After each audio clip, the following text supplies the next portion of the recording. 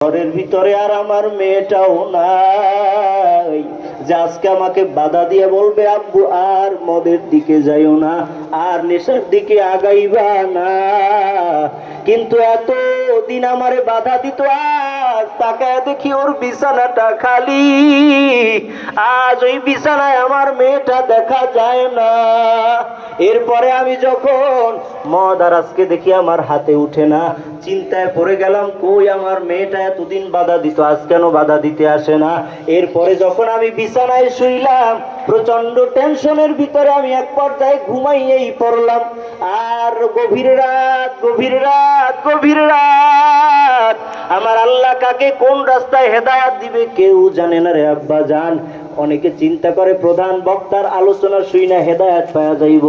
জানি না বাবা, যদি কপালে থাকে তুমি পাইবা, কিন্তু সন্ধ্যার পর থেকে যে আলেমরা কথা বললো তুমি কেন বসলা না রে আব্বা জান?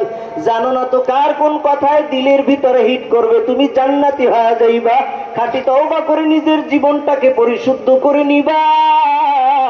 এবার মালিক ইবনে দিনার রহমাতুল্লাহ আলাই বলে, আমি ঘুমের ভিতরেই যখন চলে গেলাম, হঠাৎ কইরা ঘুমের ভিতরে আমি স্বপ্নের ভিতরে দেখতেছি কিয়ামতের মাঠ কায়েম হয়ে গেছে। এমন কিয়ামতের মাঠ কায়েম হয়ে গেছে, আমি চতুর্দিকে দৌড়াই, দিক বেদিক